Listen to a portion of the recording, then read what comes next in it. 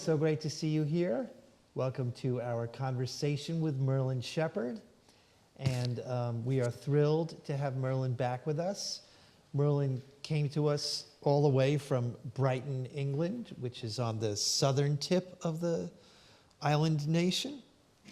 And I don't know if you know, but Merlin actually began life in Wales. Cardiff? Cardiff, yes. Cardiff, Wales. Yes. So what I'm curious, given that background of yours, geographical background really, is what your musical life was, especially, you know, before you became professional, but what were you exposed to, you know, what did a Jewish family in Cardiff listen to? I'm not convinced that ours was a traditional Jewish family. Okay. What we listened to and what other Jewish families listened to may have been different. But my father has always been a big fan of classical music. So there was always classical music in the house. He had one of those little transistor radios. You know, it was like stupidly small with an aerial that kind of would flop over like this. And it had a speaker about this big. And as I became a professional musician, I'd go back to my parents' house and he'd still be listening to, you know, all kinds of classical, orchestral music through this tiny little speaker. I said, Dad, you can't hear the cellos. He said, I can hear the violins, they're the ones with the melody. So on one of his older birthdays, the three of us, my two brothers, clubbed together and bought him a really beautiful sound system and some CDs, and he put a CD on and he was shocked that what you could hear, that you couldn't hear on his tiny little Ferguson radio. But yeah, it was a classical thing. He took us to, our parents took us to opera. One of their very good friends was the leader of the second violins in the Welsh National Opera Orchestra. So Bernard, being a good friend of the family, taught my elder brother fiddle for many, many years. And I was exposed to a lot of classical music, or orchestral music, as a child. And then eventually I thought, well, you know, I want to step out. I had started having flute lessons when I was, recorder when I was 4, piano when I was 4, flute lessons from when I was 7. My parents said, do you want to play a proper instrument, not recorder? And I thought, well, actually, recorder is a proper instrument in the right hands, but I didn't argue. I said, yes, I want to play clarinet. And they spoke to Bernard, the fiddler, and he seemed to think that because of a child's jaw and teeth and weight support, I was too young to play clarinet, so I was given a flute. You know, I wanted to drive a racing car, and they gave me a set of roller skates. You know, it's like, I should have been given a clarinet from the very beginning, but I wasn't, unfortunately. I was given a flute. Yeah. And I studied that for many, many years. I found myself arguing with my teacher because she was giving me these tunes to learn. And every time there was a repeat, I'd play the section again slightly differently. And she said, no, just play what's on the... And I said, but it's boring. I want to expand what's on the page. I can hear other stuff in my head. And she didn't like that. But I got my grades. We have a grade system in Britain. You go from grade 1, which is very elementary, and then you go up to grade 8. And you need grade 8 in order to enter a music college, or at least you did when I was young. I think things have changed. Can you all hear Merlin?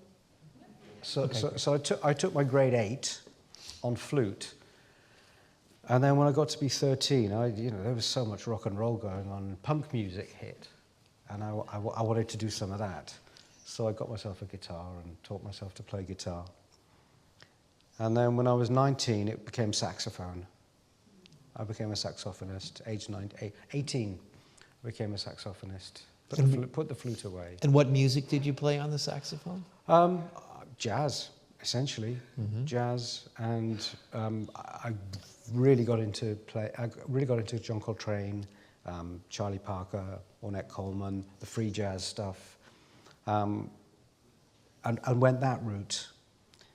And after a few years, I was working, I can't remember where I was working. I heard on the radio, I heard a Klezmer track, and it was Philny Muchatonim Aheym by Naftali Brandwein. And I thought, what is that? I want to do that. And it's interesting because my family were never a religious family. I mean, we were clearly, obviously Jewish, and we had Jewish events, and we had a Jewish life, but not religious, not deeply religious. So what I found when listening to the music of Brandwein, that was the first stuff I'd listened to, is it was like a stepping stone between sacred music and secular music. Because it's dance music. Absolutely. And yet it contains all the ornaments and the phrasing and the modes of Jewish religious music. Right. So it kind of was a stepping stone for me between those two worlds. It enabled me to kind of get more interested in real Jewish music and what made it so. So when did that happen? Like, how old were you, or where in your When music? I moved to clarinet. Yes. 26. Okay. So you already had quite a, career or time spent playing classical music, playing rock music, and playing jazz. Thank you. And you hear this, and you're bitten by it. Oh, so my other question was, did you have conservatory training at some point? Yes, I went to music school in Liverpool, and did that classic thing of getting up at 6 in the morning and practicing for 2 hours before college. Yeah, that and then taking my sax into college. But I did that. I did all that, and I think to a certain degree you have to. I couldn't think of anything else I wanted to do more in my life. And when I heard the clarinet stuff on the radio, the Naftali Brandwein, I thought to myself, that's actually that's the instrument I should be playing, not saxophone. I still play sax. If somebody calls me up and says, can you come and play tenor sax on this gig, I'll do it, no problem, but it's not my love.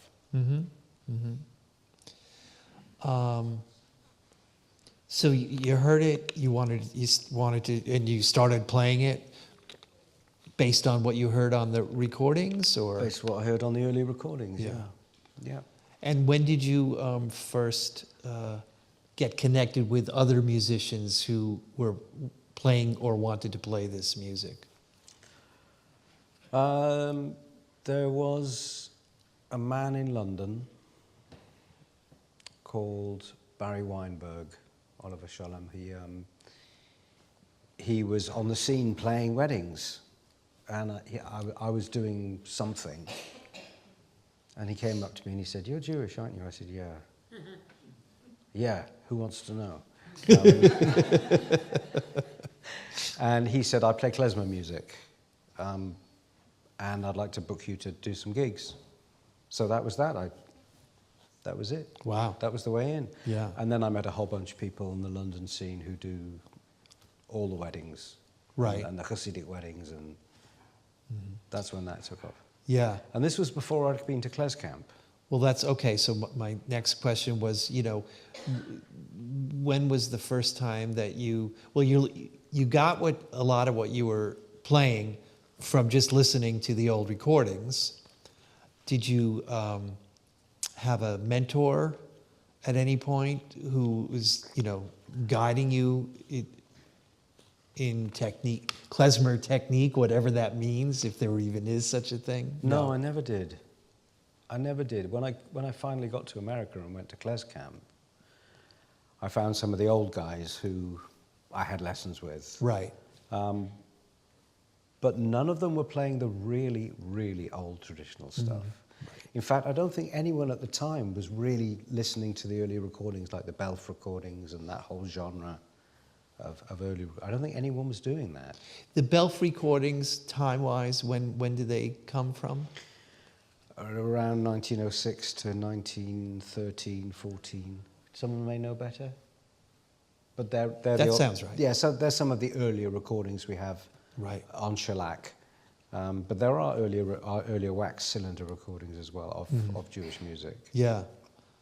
But basically, 1906, around, give or take a few years, is the beginning of recording. Right. Music recording. So Right. it can't get much older than that. And there's a lot of speculation about what kind of music they were really playing. Were they a genuine klezmer band, or were they aping klezmer style? Because their sound is very, very different, and they could be the first recordings of klezmer music could have been of the older people from a previous sound, maybe going back as early as the 1860s. I mean, Right. we don't. There's a lot of speculation about what was actually going on in those recordings. Well, and then for a period of time, a significant period of time in your career, you played what, shorthand term, and I hope it doesn't offend you in any way, you played, early music, early klezmer music, what we imagine the sound, the 19th century sound was. So how were you able to recreate that when there were no there were no recordings from 1880 or 1860? I went back to the earliest recordings I could find, and then applied a certain amount of imaginative conjecture. I don't claim that what I've ever done is traditional music. I can never unhear Charlie Parker. No matter how much I try, I can never unhear Giant Steps by John Coltrane. Can't. It's permanently in my neuron pathway somewhere, and when you hear stuff that reminds you of it, that comes from that, and this comes from that. You always have the connections. I don't think it's possible to. And we were talking about this earlier on, so I'm going to. Great. I'm going to talk about the question that you haven't asked me yet, right. which is I don't actually think it's possible to unlearn anything in order to learn new stuff. Right. I think it's all in there, and it all stays in there. Right. The issue one is of my questions about that was, given your classical training, whatever that means and whatever that was, but presumably. Not the same as what you were hearing on Naftula Brandwein, in order to play that music, you were, I assume, having to do things which had you been doing them in classical music, would have been considered wrong or bad. And was there a tension in that, given your, long, decade plus immersion in that music? Did you have to, which you sort of already said, did you have to unlearn some of that stuff, or very consciously avoid whatever super ego was implanted in you by conservatory teachers in order to play the music that you heard both on record and in your mind that you wanted to play? There was never a conflict in it. It was always a great pleasure to not do what my teachers told me to do. That was always a great thing. And from when I was very young, as I explained, when I'd play the repeat section of the tune and I'd play it differently. Yeah. I'd add things to it, or I'd change things. No, it was a great pleasure. Stepping outside of the classical box, always good. Always a pleasure, always a joy. But at the same time that your early forays into klezmer music was happening, I think chronologically, correct me if I'm wrong, you had, for a significant period of time, your main gig was playing for the Royal Theatre, or?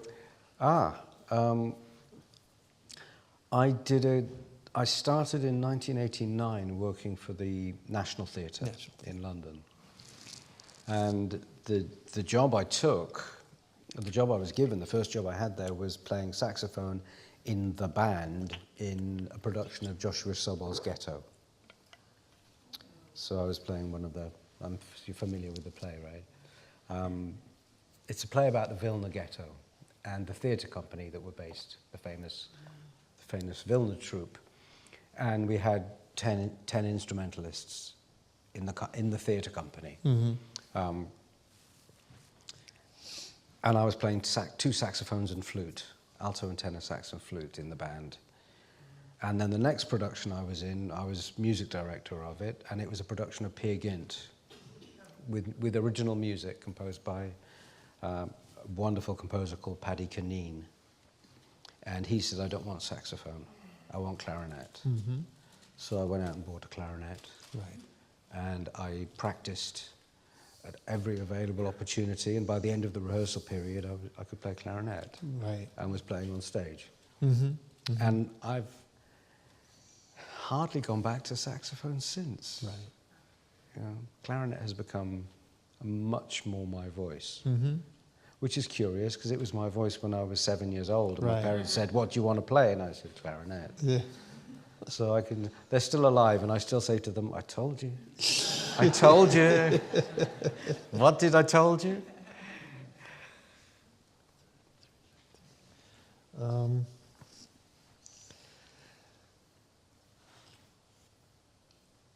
So take us a little bit further then. Come to Klez Camp.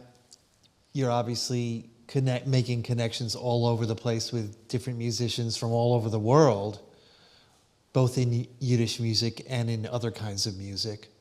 But primarily in Yiddish music at some point. That really became your focus, and you've had a number of different groups along the way. Of all different styles. And you still have your band, Hamsa, right? Yeah. And can you describe what kind of music you play in that band? Yes, I got into playing the Turkish clarinet. Now, I'm not playing Turkish music per se, but I'm influenced by that Turkish sound, and I've got a G clarinet, which I was playing last night and which I'll be playing tomorrow night as well. Right. And the band it's an electric band. Mm-hmm. We have drum kit, we have keyboards and accordion, player doubles, electric guitar, electric bass, and I have clarinet with effects pedals. Uh-huh, uh-huh. And we call ourselves Mediterranean Klezmer Funk. Mediterranean Klezmer Funk. Very cool. Yeah. We set up grooves and then we have extended solos, mm-hmm. and it's great fun. Yeah, yeah. How often do you gig? We haven't gigged for a while. Right. The pandemic killed it first. The pandemic killed it yeah.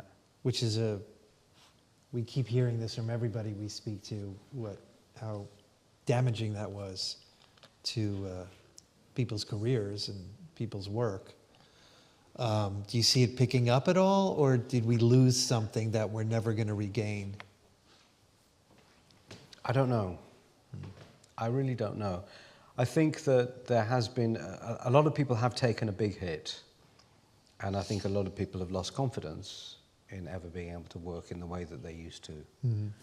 I mean, I'm here, right? I'm here, and last month I had a month's tour in the States, not last month, sorry, in March. Right. Had a month's tour in the States playing music. So the work is coming back. Right.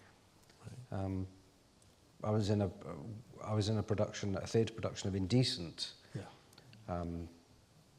At a small theatre in London called the Menier Chocolate Factory, and we rehearsed for 5 weeks, and we did 2 previews, and then they shut us down. And 14 months later, they got us all back. And we were all available, the entire company, the entire 10 performers were available, and we got back and we performed it. But that was during lockdown. We had an audience, we sold out most nights, up to 192 seats in the house. Tiny little, similar to this, really. Tiny little venue, and we sold out, and the entire audience was masked. Wow. And we were not. It was extraordinary, very... So that played for a period of time in Yeah. London. For how long? That had its full run, which was... and nobody went down during the run. Oh, wow. Nobody got COVID during the whole Uh-huh. run. We worked on it for 5 months. So 1 month was rehearsals and four months of performances. And then didn't you take it to the continent? No. No, for some reason Sadly not. I thought you traveled with it. No, the original God of Vengeance toured around Europe. Oh, okay. And you were in that? No, that was before I was born. Oh, the original. You mean the OG God of Vengeance. I get it. I'm a little slow on the uptake today. Sorry about that. I missed my afternoon coffee. Very good. Good. So I think work is coming back for players, but some venues closed. Right. Couldn't reopen. Yeah, we see that here. Yeah, some really great venues just didn't survive. Yeah. And others found a way, or at least are making every attempt they can to come back. Not everybody's successful still, or they're still struggling, or some are doing better than others, which in a way was always the situation. I mean, it was never a guaranteed income for the musicians or for the people who run the theaters or nightclubs or whatever the venues are. So when my grandparents said, "Don't go into music, there's no money in it," I should have listened, but... Yeah, but John Lennon's mother told him the same thing. When you're going to get a real job and make a living? Mom? There's a lovely story about Ricky Gervais and David Bowie. Two of my favorite people. Yeah. Ricky Gervais is a British comedian, and David Bowie, I'm sure you've all heard of. They met. Ricky Gervais had a series called Extras. And there's a scene where he's playing an extra in a video shoot, and David Bowie is in the club, and David Bowie completely humiliates the Ricky Gervais character in front of his friends and prospective girlfriend. And David Bowie and Ricky Gervais became friends over this shoot. Yeah. And they wrote to each other all the time, and they saw each other. And on David Bowie's 70th birthday, Ricky Gervais sent him something and said, "When are you going to get a proper job?" And David Bowie wrote back, "I have a proper job, rock god."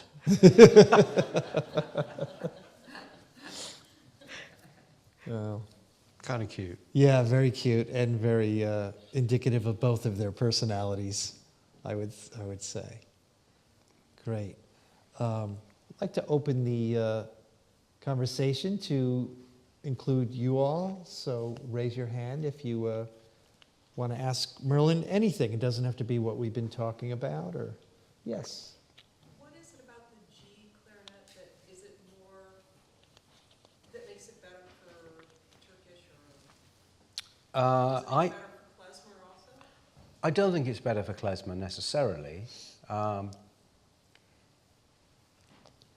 The bigger the instrument gets, within reason, the more sounds you can get from it, the more tones, the more harmonics the instrument has. When you play a low note, the lower the note, the more harmonics it can hold, which basically means it has a richer tone. And I think the rich tone of the G clarinet is amazing. It's very flexible. You can make it do so many things. And did you use a lot of the pedals last night? None at all. But it was mic'd, right? Yeah, but it was nothing between instrument and microphone, just straight sound. Did it sound like I was using pedals?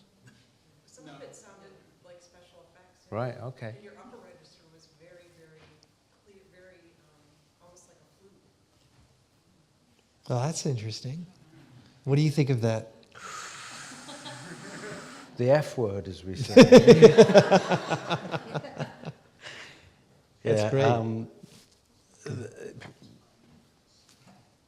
I meant that as a compliment, not as a... Sure. I had a gig last weekend in Britain, and we had a rehearsal before the show, and I was working with a fiddle player who I'd not played with before. I knew her quite well, but we'd never actually done any shows before. And we sat down for the rehearsal and we played, and she said, "Wow, you play so quietly." And I said, "Well, if I played any louder, I wouldn't be able to hear you. And if you can't hear everybody in the room, then you can't really play." But what I thought about that, and I realized that the quieter you play, the more expression you have. And musicians, many musicians I hate to use the word guilty, but I will. A lot of musicians are guilty of thinking that in order to play more intensely, you've got to play louder and faster. Mm-hmm. Now, one of the amazing things about klezmer music is that it is so emotionally intense, and it's used, or it was developed, to play at one of the most emotional days in the Jewish calendar, which is the wedding. You know, everything happens in the wedding. There's the joining of two people, and in those days at least, it was almost always a man and a woman, which symbolized the start of a new family. It symbolized the joining of these two people and the joining of Jewish people with God. So there's this enormous, and continuity and all those things. It's an incredibly emotional day. An old friend of mine, Maya Bogdansky, who's, Oliver Shalom is no longer with us, said that when he was growing up, if the entire room or the entire outdoor gathering, if everybody wasn't crying, then it wasn't a wedding. Mm-hmm. You know, tears flowed from all four corners of the room, he used to say. And in order to get that intensity of emotion, you've got to have some subtlety. You've got to be able to hold it back and push forwards and hold back and push forwards, which is why I play quietly, because there's more sound in there. Mm-hmm. I can play loudly, and you know, when you're playing with Frank, you've got to play loudly because it's a trumpet, you know.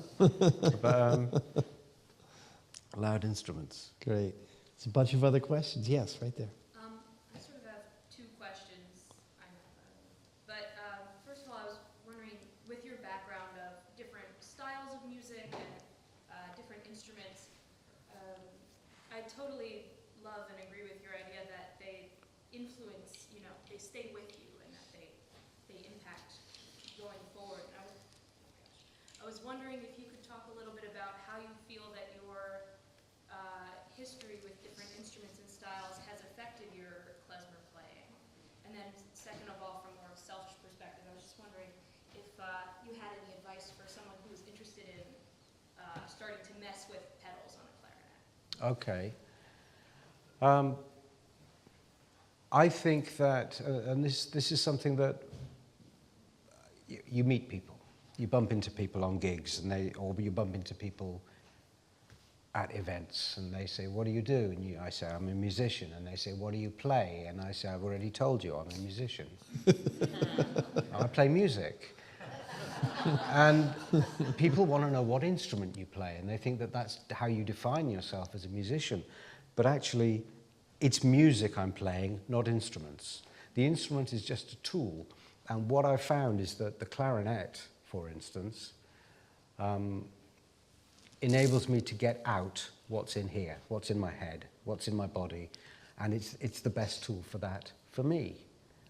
There was a period in my life where the best tool for that was the saxophone or the electric guitar, but I find that each instrument has, you find a different voice. Your voice comes out in a slightly different way. So it's about matching the tool to the job. You know, it's like using to put screws in. If they're flathead screws, you need a flathead screwdriver, not a wood chisel. You can do it with a wood chisel, but you're going to damage something. You're certainly going to damage the chisel. So picking the instrument is about just finding what responds with what you want to say. your own inner voice and finding the instrument that matches that best. For a lot of people, it's the voice. It's singing. And I think that's the best way into learning music is through the voice, through singing. Right. If you can sing it, you can play it. And she asked also, About pedals. Yeah, like if you had a recommendation of where to start messing around or what equipment you use. I think the best way is to know what you want to sound like.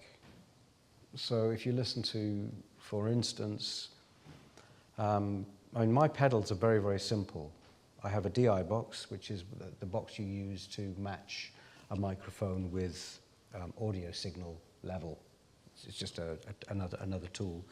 And I have an octave pedal, so I get the sub-octave of the G clarinet.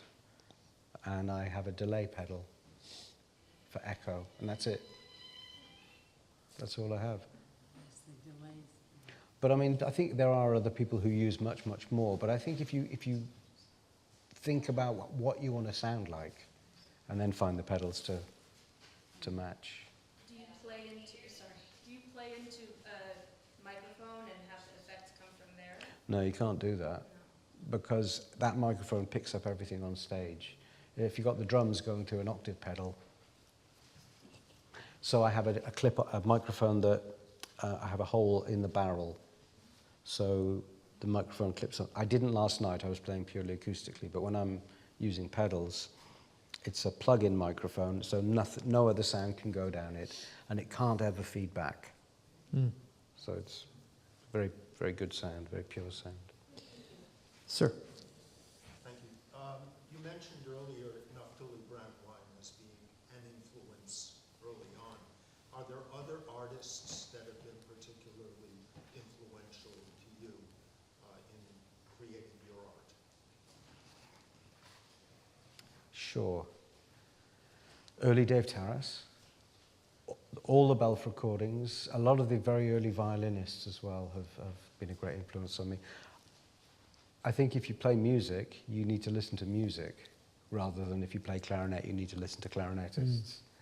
And when I was listening to the Belf and listening to the early Dave Taras, I also started listening to early Kazanot, because that's, Chazanos is where the ornaments and the phrase come from in klezmer music.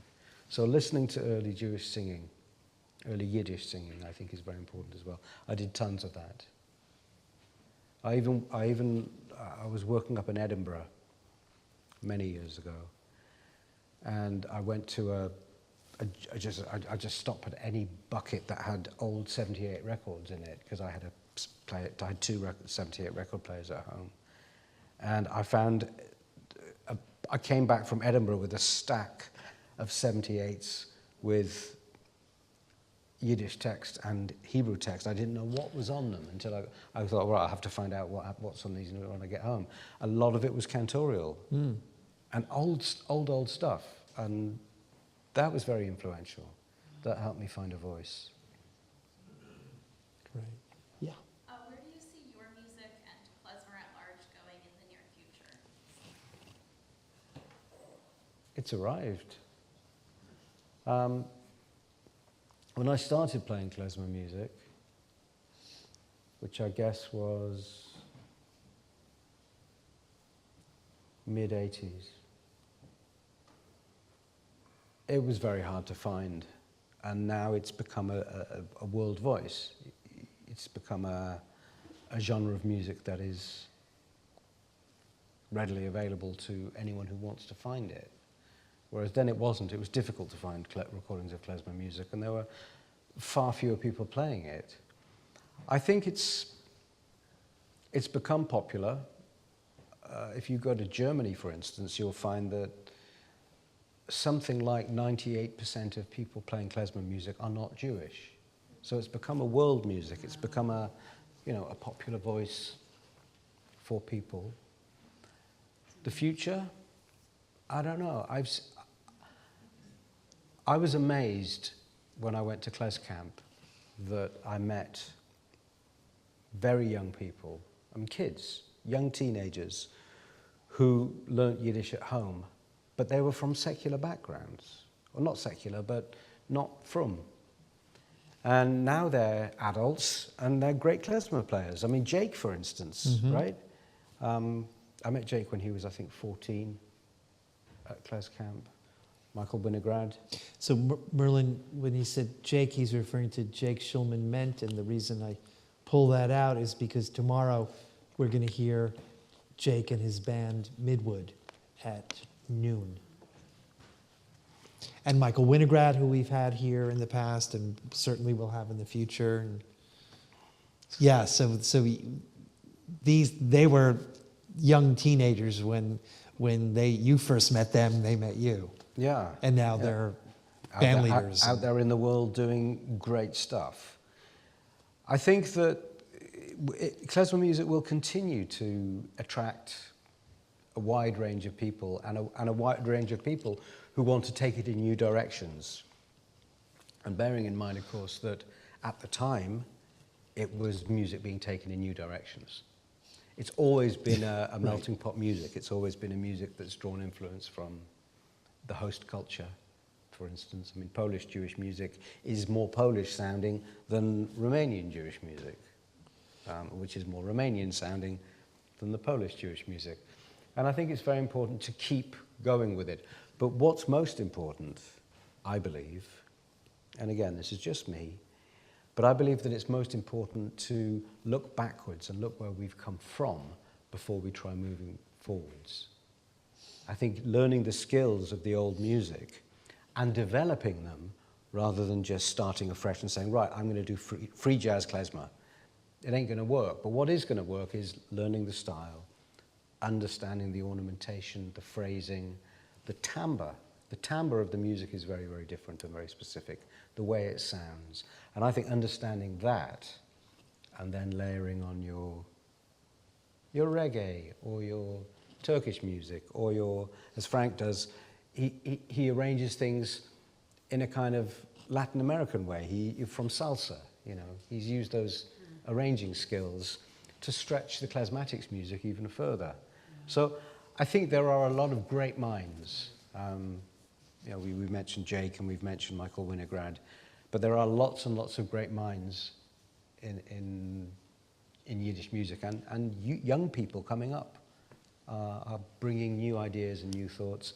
But again, my real gut feeling is you have to see where you've come from before you can know where you're going. And what Merlin just said, I agree with totally. And in programming Yidstock, that's really the criteria. I mean, you'll see a number of these bands led by a number of these people tomorrow, and they're doing innovative or new stuff, but they have totally a firm foundation in. I want to be careful because, you know, as we said, it was always changing, but they have a firm foundation in the music going back at least 100 years. Yeah, in the tradition, essentially. Right.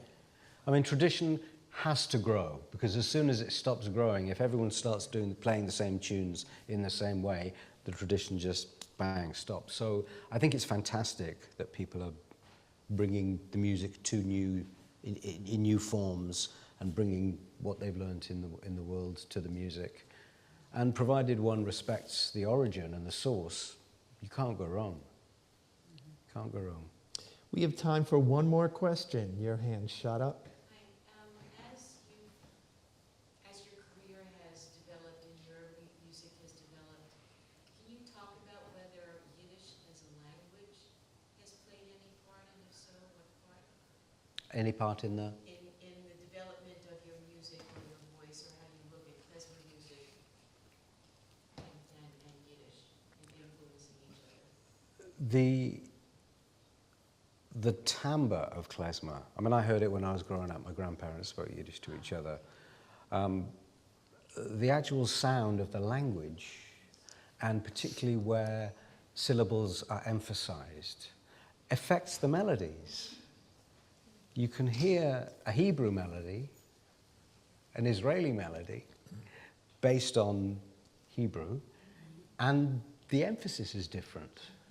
And so, yes, it has influenced me. And as I say, I grew up with the music of Yiddish in the house, although I'm not a Yiddish speaker as such, and I can understand, and I can hear bits, and I use the odd word in conversations because I'm familiar with it, but I'm not a speaker. But I have come from a place of hearing it every time I saw my grandparents, which was 3 or 4 times a week. So, Great. Merlin Shepherd, thank you so much for sharing these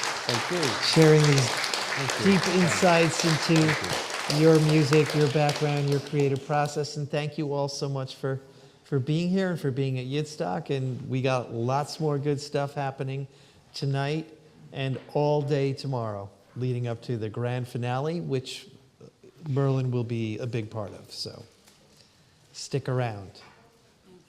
Have a good evening. Thanks.